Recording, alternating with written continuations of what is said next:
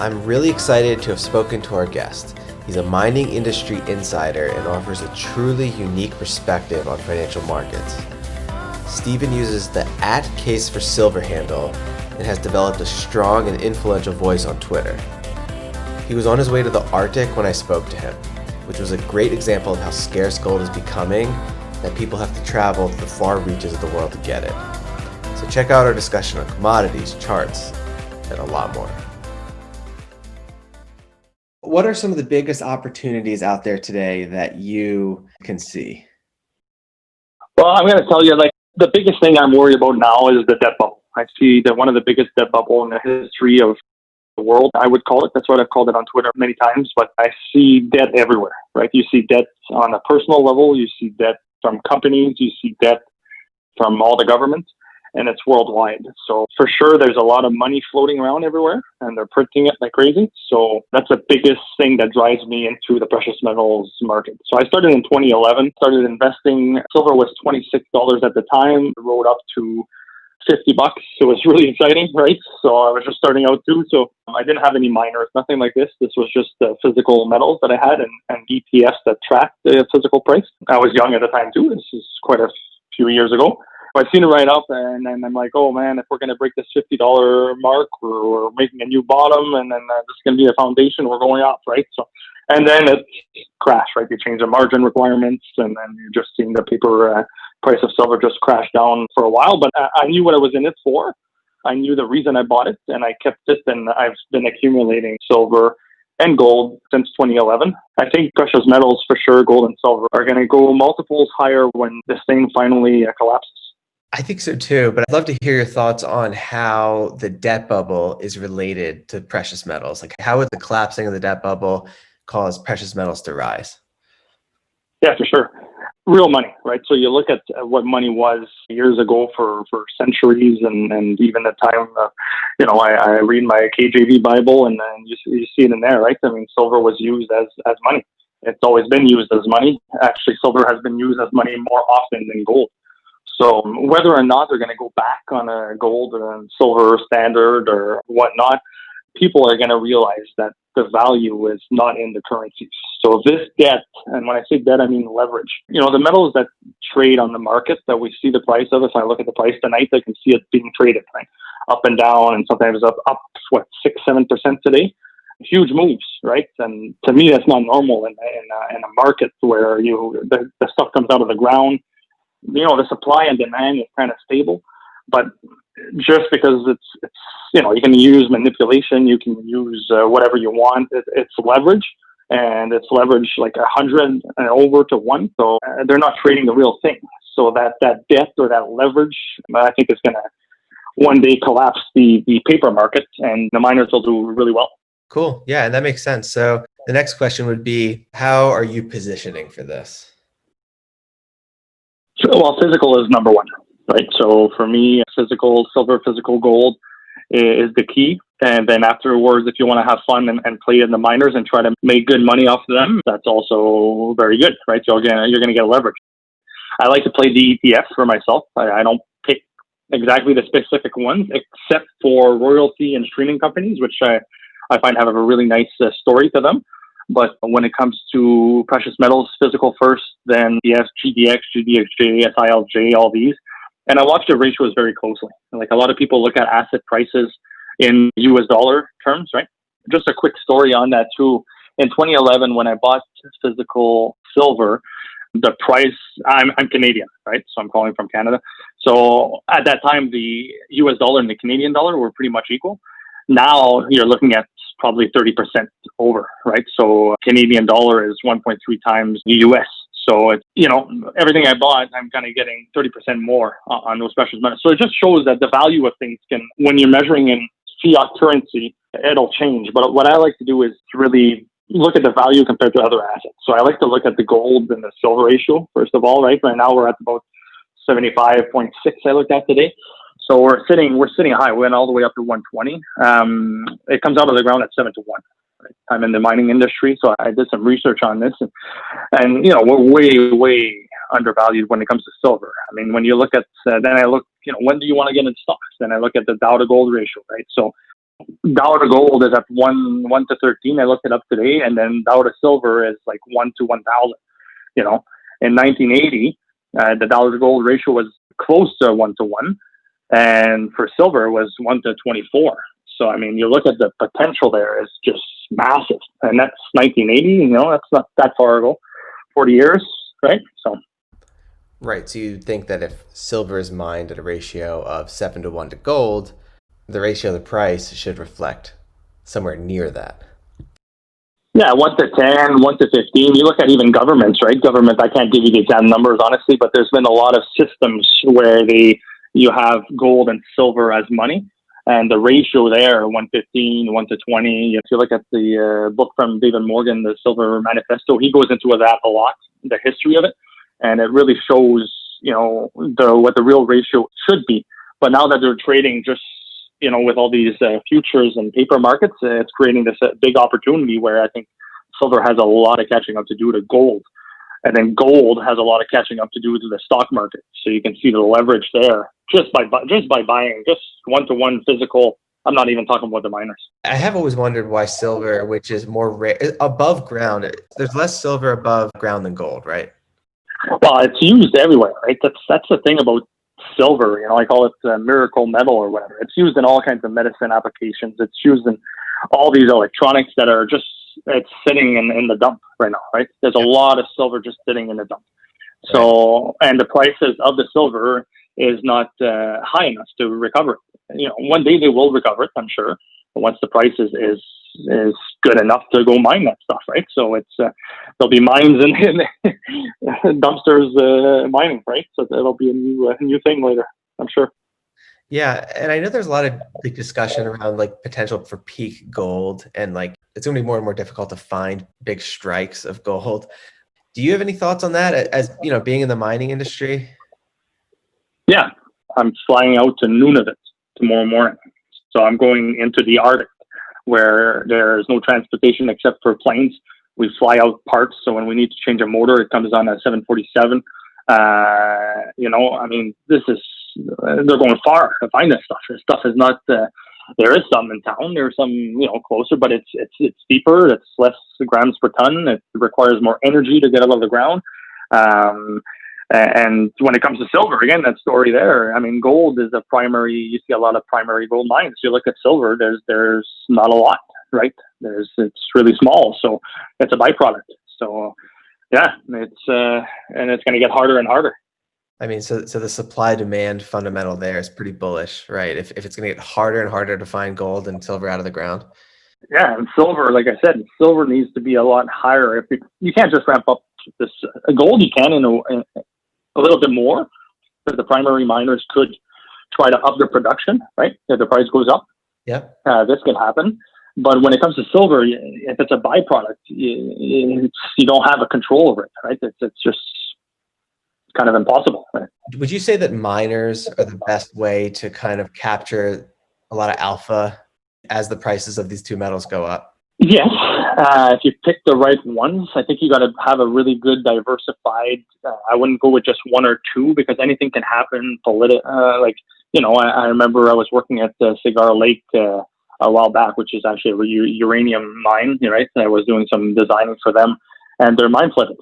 You know, I mean, stuff happens, right? Or we had a collapse here in Quebec. They closed up a mine last week because the tunnel collapsed, right? And then a guy stayed stuck 36 hours or whatever in underground, and then they got him out, and they decided to close the mine.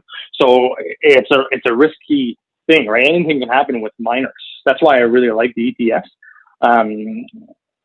You pick a couple different ones. Like the only miners that I own, except for the company I work for, are royalty companies, like I said. So they take royalties from multiple mines in multiple jurisdictions.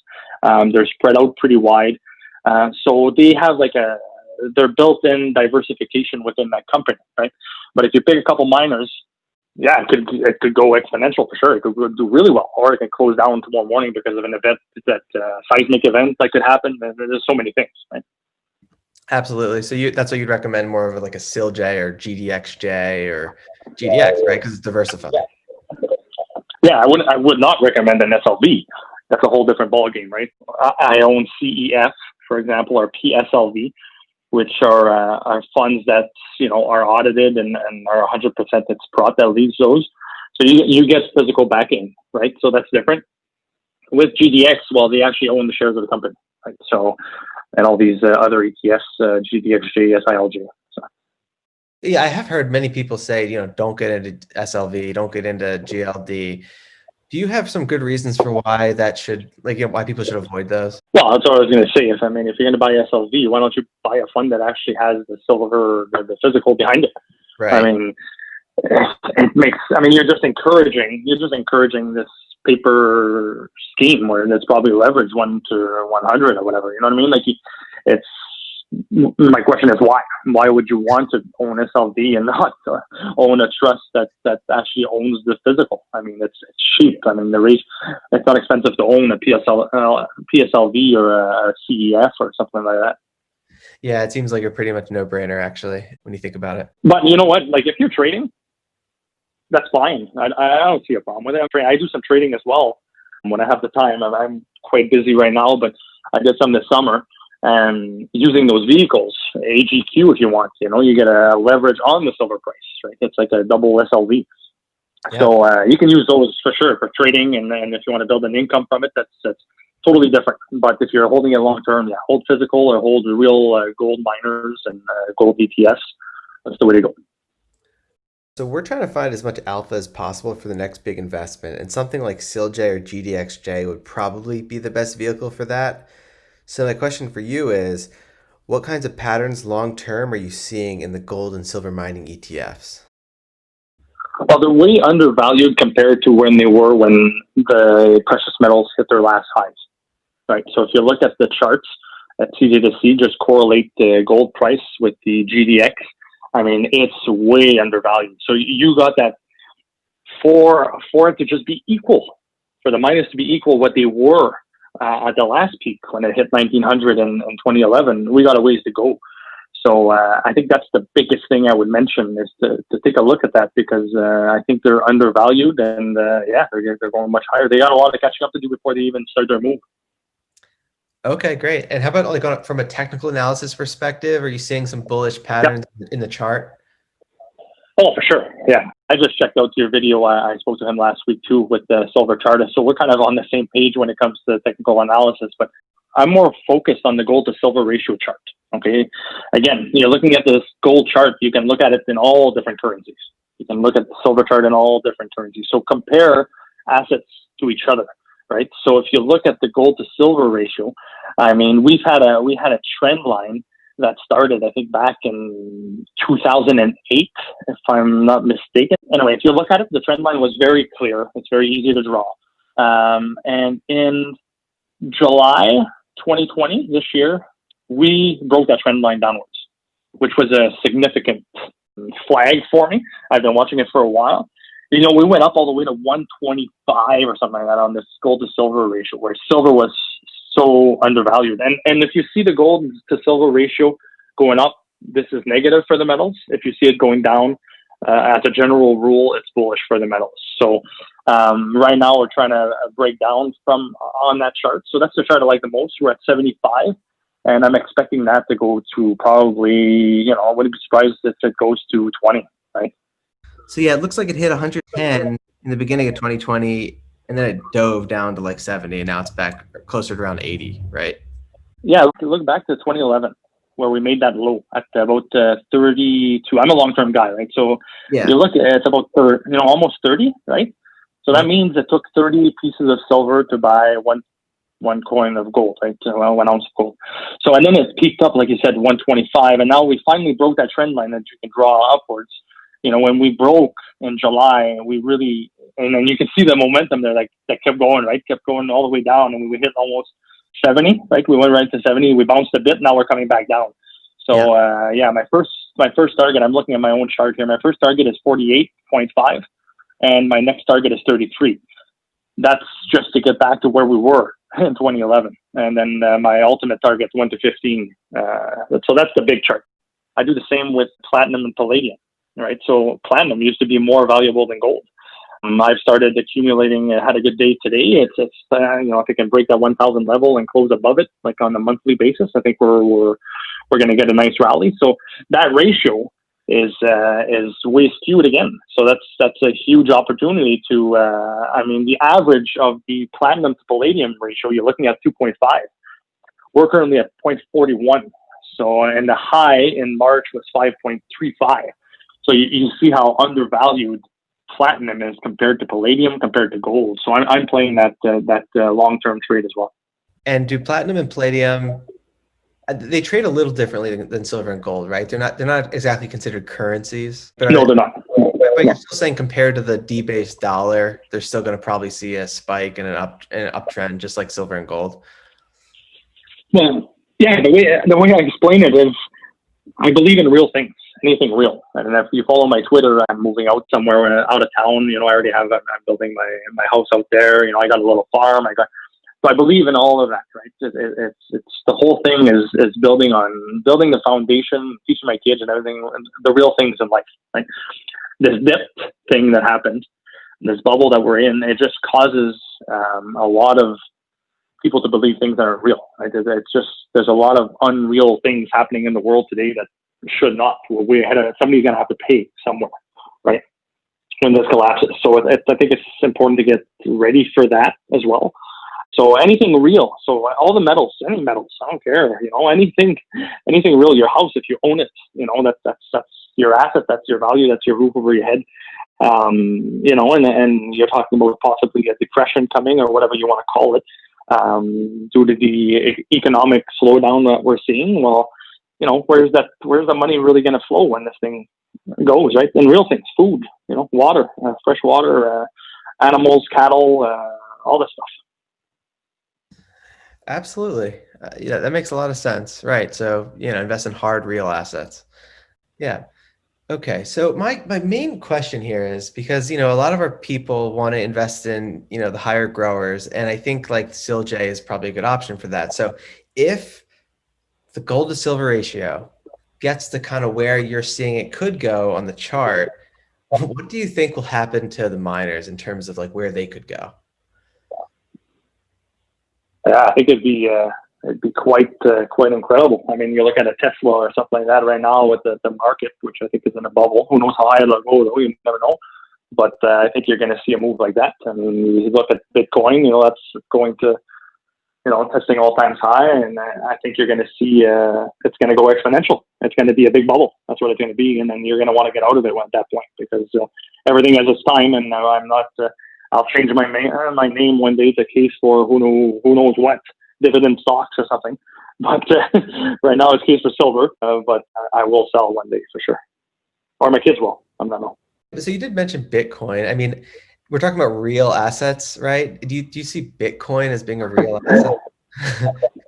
They're going to get me in trouble. Yeah.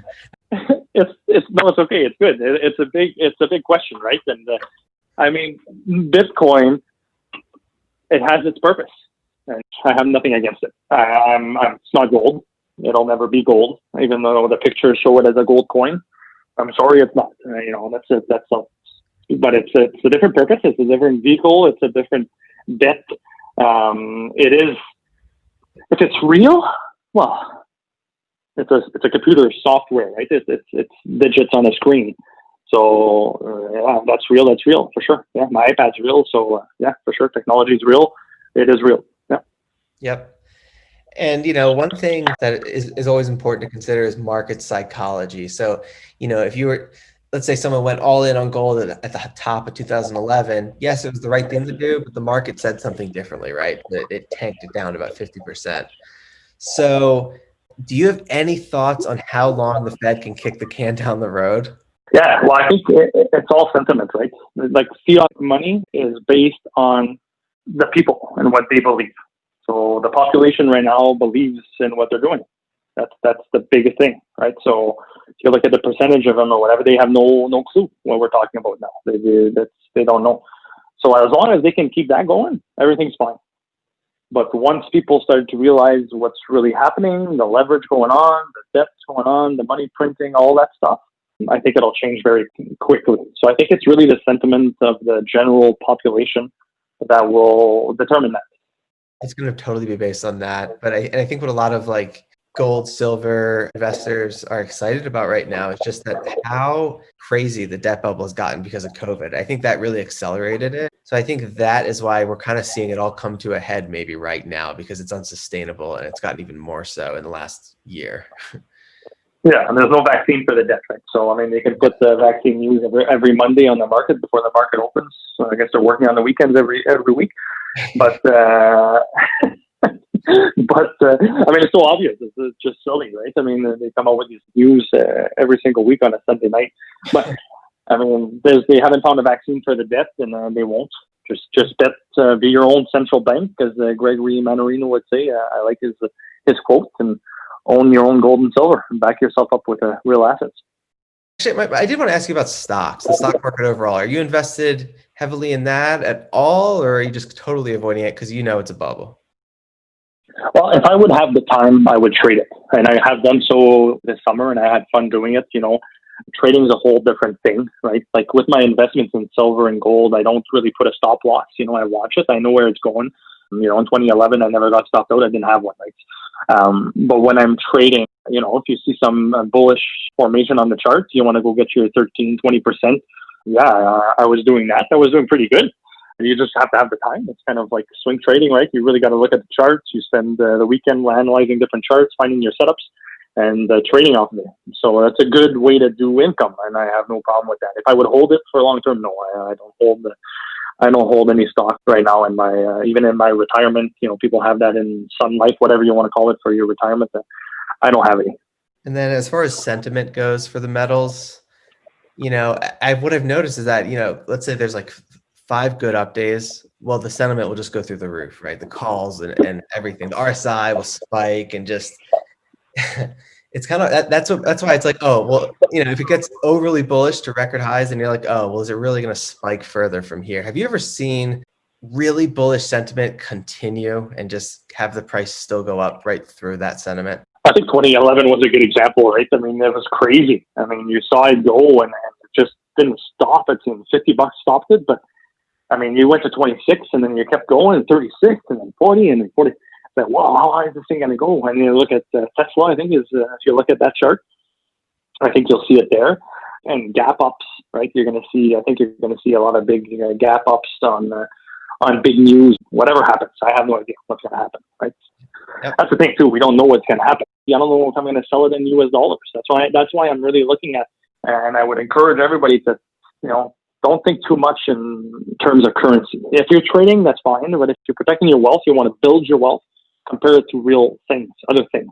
Compare it to the stock market, compare it to, you know, and these ratios are important for that purpose. You know, I noticed you call out Eli Gold Royalties. What do you like about that royalty in particular? What I like about it is the small market cap and how it really could take off.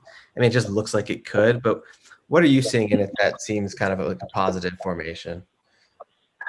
Well, again, when I looked at ELY or any other of my picks for that, I never bought them higher, right? So what I did is I was watching. I kind of got a list of the stocks that I liked in the royalty space, and I just waited until there was a good pullback, right? So I'm actually with ELY, I'm almost kind of even. I think I'm at 1.17. I went in, right? So I went in on a pullback. I saw the trend line. I look at a lot of trend lines. The 200-day moving average. I looked at a nice pullback it had. I looked at the Fibonacci level, a nice retracement. I know the gold story, so I'm like, okay, I want to hold this thing. Yes, I could be down 20%. I can add, or I'll probably add on the way up now if it does turn around. And it's just, I like buying things on the cheap, right? So with this, it's not trading. It's a whole different ball game. So when I look at silver now, when it's dipping down and hitting, 22, 23, that's a good buy, right? I mean, it was at 30 not too long ago. So, I mean, do you want to buy it cheap or you want to buy it expensive, right? It's really helpful to have people like you on Twitter, standing by these long-term calls, even though it's been difficult for a lot of the metal investors. Yeah, for sure. It's been a tough ride since August, for sure. You get excited, but people forget so quick, and people don't realize that this is normal. This is what you want. This is okay. I mean, this is where you want to be. Because if you weren't in at $30 and it was going up, some people probably bought some. And I was like, oh man, it went down. Yeah, but this is, you at that time you were like, oh, I wish I would have bought down there, right? So, look at the fundamentals, and then look what's on sale. Like I've been trying to buy MTA for a while, Metalla Royalty. Yeah. And it didn't correct much, and I don't own it yet. It's not cheap enough for me. So if I miss it, I miss it. Then it's not a big deal for me. I was hoping to get it. I posted my Twitter. There's a trend line, and I'm really looking right now. I would have to go down to about $11 or whatever. That'd be a good buy. If I don't get it, that's fine. There's a lot of other value plays out there. Yeah, absolutely. Yeah, I was fortunate enough to get into Metalla, like I think around 8.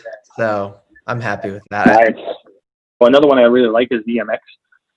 They have a nice royalty company with a nice vision where they don't buy out as much. They develop the royalties, so they actually go out, stake the properties. They know where the good spots are, and they invest that way. So they're in line with my vision of getting value in the market and not just buying stuff up just when everything's bullish, and they're really building a long-term thing. I don't own them either. I was hoping they pull back too, and they didn't. So that's the thing. I can miss all of these plays too, but I have my foundation, so I don't mind. Like I got my investment. I got some cash on the sideline. I've been saying it for a while. Hope for a pullback, so take advantage of that. I added to GDX today, so that was good. Yeah, and you said you've been accumulating silver for the last 10 years or so. That you must be doing pretty well. Yeah. I bought some right. I remember the day in March where I bought some. It was right before the premiums went up.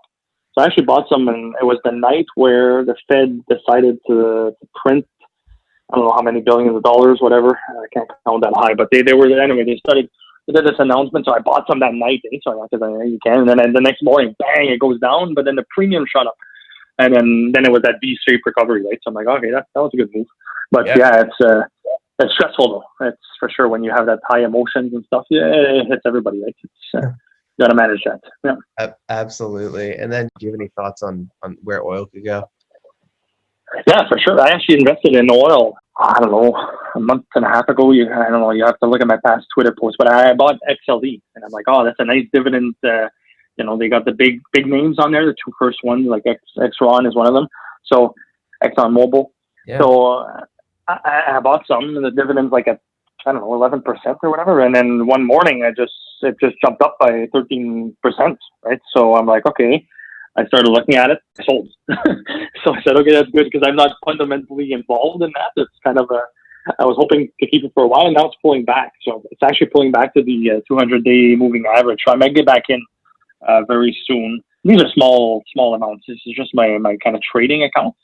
But you're going to need oil. This green energies vision that they have, it's not logical, right? It's going to cost. You're going to have to print a bunch more money than just to make this happen, right? To put all this infrastructure in. So I know it's hated. Same with your uranium, right? It's starting to wake up. I think that could lead to some big gains. And I'm looking at some other companies too that look interesting in uranium. So that might be another one I take a bigger position in. That's really interesting. So you're saying that oil, you're saying like it or not, they're going to have to live with it, because if they don't, they're going to destroy the currency, right? Because they're going to have to print their way to the green energy utopia they want, right? Yeah, I work for a gold mine. Give me solar panels. I can't do nothing with that.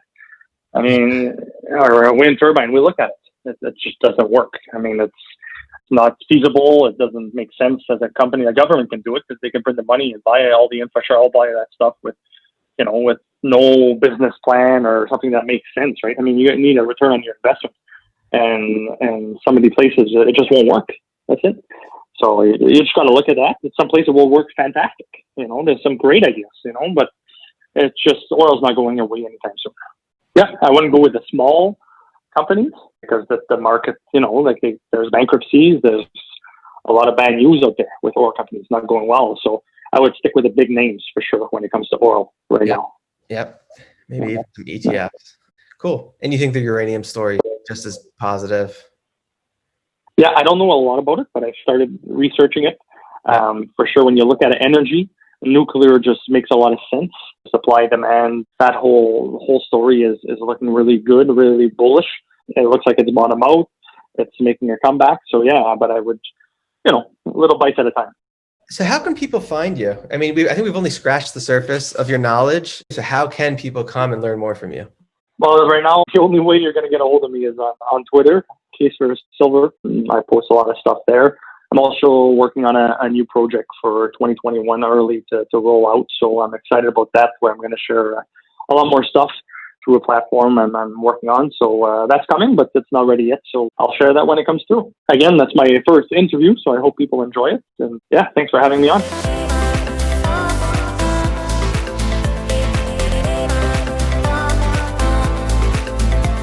This discussion is for informational purposes only. Nothing in this discussion should be taken as investment advice. Guests are not compensated for their appearance. Do not base any investment decisions on the information presented.